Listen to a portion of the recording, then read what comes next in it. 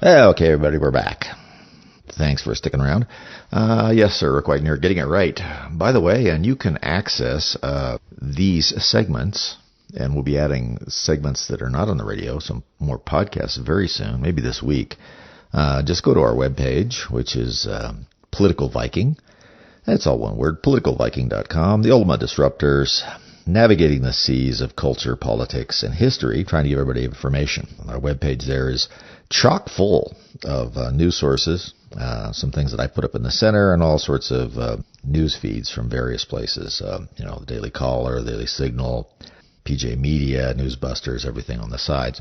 And it doesn't have any ads. I'm not trying to sell you anything. No, I just want you to have the information. I've done my best to put it together. Over the years, when I've done this show, and I've done this show a remarkably long time, I've had to find ways to get sources and do things fairly quickly because I have like regular job. I was in law enforcement. I started this show, and I was busy, and so I started coming up with ways to find as much information as quickly as possible. And over time, I developed some sources and put out some search terms and so forth that come back to me looking for certain things over time. And I thought I would try and make some of that, at least some of the news sources, available to everybody out there, so make sure they got them without having to hunt all over the internet. So you can go to that, and on that page also there's a click button. You can go listen live to KNZZ.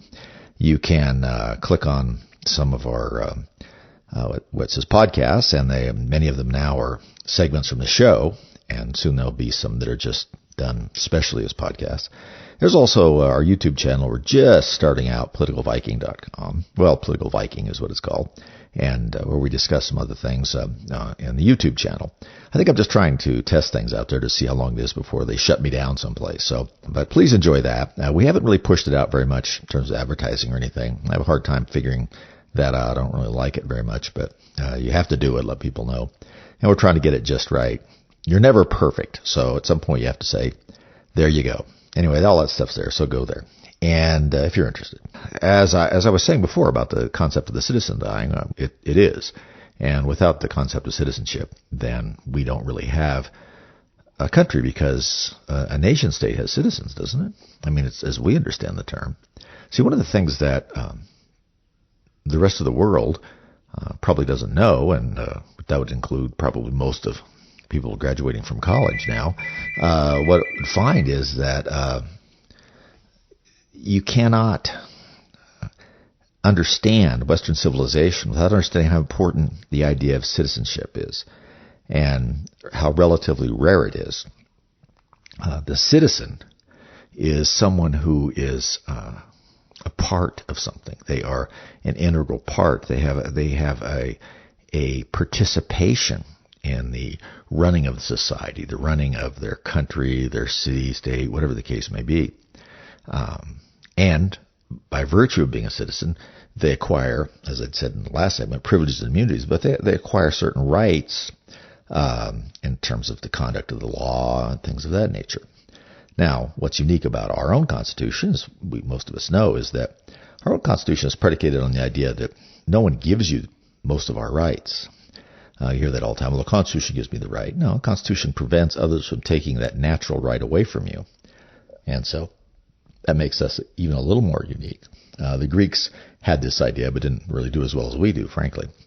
But pretty much everything we understand in terms of citizenship, nation states, all these ideas were sort of hatched between about 800 BC and 500 AD.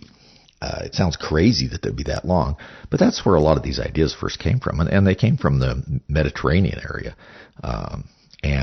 which is what's so funny about this idea that this is a white supremacy kind of thing, because that somehow the country is based on it. Not at all. I mean, the ideas that we based our own on, the things that our founders studied and refined, a lot of them came from areas where race, as we would think about it today, was far less important than where you were from, right? They were trying to beat off this whole tribalism thing. Race was not as important. There's not really even a term in in Greek or Latin that would translate to that idea of they say whiteness. And Victor Davis Hanson has pointed that out, to give him credit for that. But if you, and if you want to go back and look at sort of the ancient writings, you'll see that many people in the Mediterranean who looked different than each other were not shunned because of their appearance. They may be shunned because of their religion. There might be problems because of their tribal affiliations and how long they didn't get along with each other for battling over land or something.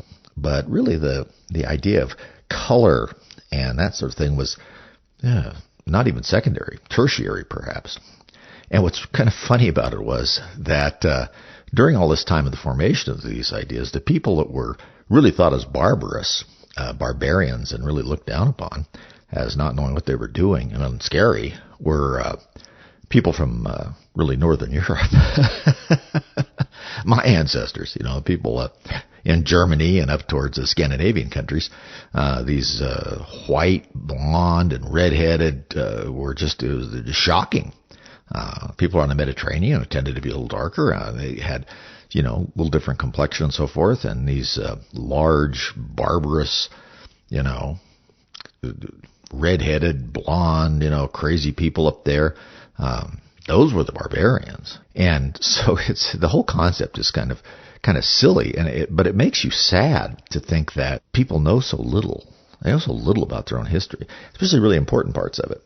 And classics and the study of the history and the germ of the ideas which we all live under in the West right now is disappearing, and partly because the left, the far left, the progressive, they don't want you to know it.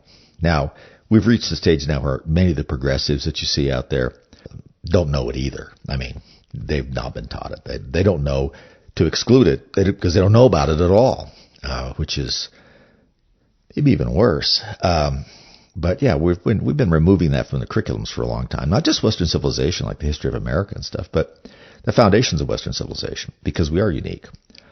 You may have great civilizations. They had some great civilizations, obviously, in China. There were some really impressive civilizations in parts of Africa, obviously the Middle East and the Egyptian part of Africa as well.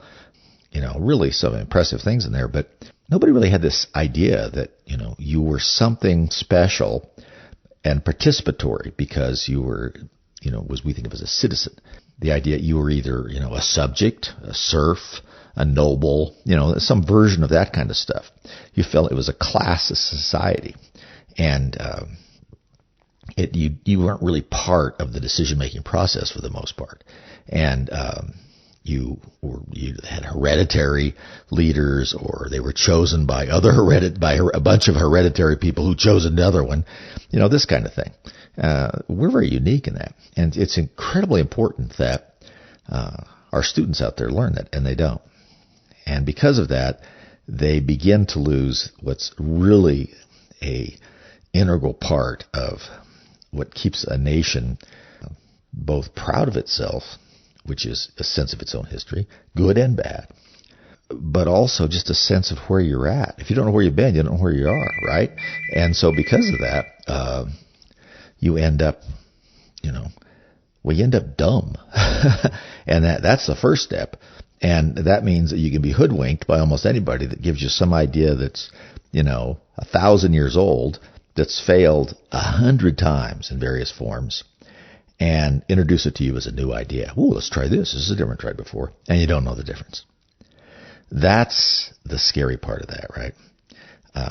Is that your place in history, your place in the world in history is unavailable to you when you don't understand that or know it.